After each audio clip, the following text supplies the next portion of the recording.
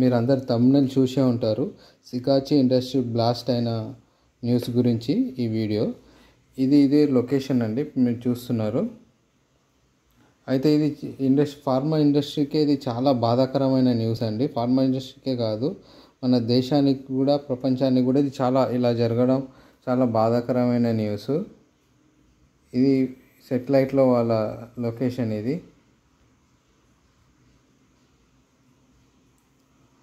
సికాచి industry అండి, మీరు చూస్తున్నారు కదా, ఇదే ఇండస్ట్రీ వాళ్ళ యొక్క ఇది బిల్డింగ్, సికాచి ఇండస్ట్రీ యొక్క. మళ్ళీ ఒకసారి క్లోజప్గా చూడండి లొకేషన్. అయితే మెయిన్గా రియాక్టర్ బ్లాస్ట్ అవ్వడం వల్ల మెయిన్గా క్వశ్చన్స్ బాగా కన్సర్న్ రేజ్ అవుతున్నాయండి సేఫ్టీ విషయంలో. కంపెనీ ఇప్పుడు ఎంప్లాయీ సేఫ్టీ గురించి ఆలోచించదా, వాళ్ళ లాభాల గురించే పనిచేస్తుందా, మిషన్స్ యొక్క వాళ్ళ మెయింటెనెన్స్ సరిగ్గా ఉన్నాయా లేవా అని కూడా చూడకుండా వాళ్ళ యొక్క లాభాల కోసమే వాళ్ళు పనిచేస్తున్నట్టు ఈ కారణం చేతనే ఈ యొక్క వర్కర్స్ చనిపోయారని బాగా కన్సర్న్స్ రేజ్ అవుతున్నాయి సేఫ్టీ విషయంలో. ఈ సేఫ్టీ కన్సర్న్స్ వల్లనే వీళ్ళ యొక్క ఈరోజు ఈ న్యూస్ రాగానే 14.8% షేర్ వీళ్ళ డౌన్ఫాల్ చూడడం జరిగింది. చూడండి, కనీసం 12 మంది చనిపోయి ఉంటారని చెప్పి న్యూస్ వార్తలు వస్తున్నాయి. ఒక్కోసారి అయితే 20 మంది అని కూడా న్యూస్ వార్తలు వచ్చినాయి. అయితే ఈ కంపెనీ ఏంటిది, దీని ఫౌండర్ ఎవరు, ఇది ఎప్పుడు స్థాపించబడినది, వీటి గురించి ఒకసారి వివరంగా చూద్దాం ఈ వీడియోలో. ఈ సికాచి ఇండస్ట్రీ ప్రైవేట్ లిమిటెడ్ అనేది రవీంద్ర ప్రసాద్ సిన్హా అండ్ చిదంబరనాథం షణ్ముగనాథం వీళ్ళిద్దరు కలిసి దీన్ని స్థాపించడం జరిగింది. అయితే ప్రజెంట్ వచ్చి రవీంద్ర ప్రసాద్ సిన్హా ఈయన ఎగ్జిక్యూటివ్ చైర్మన్ అంటే ఈ కంపెనీకి.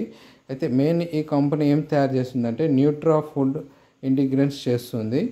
ఈ కంపెనీ వచ్చేసి ఇన్కార్పొరేట్ ఎప్పుడైందంటే 1989లో ఈ కంపెనీ ఇన్కార్పొరేట్ అయిందంట.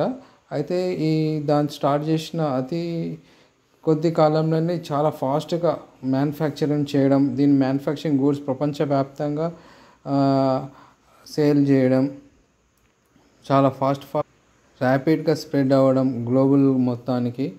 ఇది ఒకటి కంపెనీ యొక్క గుడ్ విల్. ఇది అయితే మెయిన్గా ఈ కంపెనీస్ ఎక్కడెక్కడ ఉన్నాయంటే 3 లొకేషన్స్లో ఉన్నాయండి. మెయిన్ లొకేషన్స్ తెలంగాణ, గుజరాత్లో ఉన్నది. ఇది గత ఏడాది Q1 ఫస్ట్ క్వార్టర్లోనే ఇది 1861 crore లాభాలు సాధించిందంట బిజినెస్. ఇది లొకేషన్ వచ్చి తెలంగాణలో పాషా మైలారం యూనిట్లో జరిగింది. ఇది సంగారెడ్డి జిల్లాలో ఉన్నది. ఇది ఎలా జరిగిందంటే ఇది ఎప్పుడు అంటే డ్రైయింగ్ ఇంకా హ్యాండ్లింగ్ ప్రాసెసింగ్ ఆ టైంలో ప్రెషర్ బాగా బిల్డప్ అయ్యి బ్లాస్ట్కి కారణమైంది. బ్లాస్ట్ వల్ల ఏంటంటే ఒకటేసారి మంట ఎగిసి పడడంతో అక్కడ ఉన్న ఎంప్లాయీస్ ఇంకా అక్కడ ఉన్న ఫ్యాక్టరీ మెషిన్స్ ఇవి కూడా చాలా డ్యామేజ్ అవ్వడం జరిగింది. 12 ఫైర్ ఫైటర్స్ అక్కడ వచ్చి ఇంజన్స్ వచ్చి అక్కడ మంటని ఆర్పుతున్నాయంట. ప్రజెంట్ నేను వీడియో చేసే ఆ టైం ఈ వీడియో చేయడానికి ముఖ్య ఉద్దేశం ఏంటంటే ఈ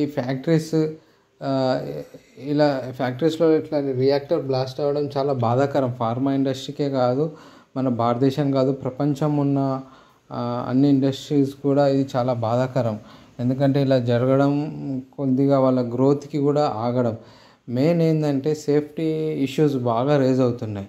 ఎంప్లాయీస్ యొక్క సేఫ్టీ చూడకుండా వాళ్ళ అస్తమానం వాళ్ళ లాభాలే చూడడం, ఆ లాభాలు వెళ్ళి ఈ ఎంప్లాయీస్ యొక్క ప్రాణాలని వాళ్ళు ఇది చేయడం, వాళ్ళ లాభాల కోసం బలి చేయడం, ఇది చాలా దురదృష్టకరం అండి.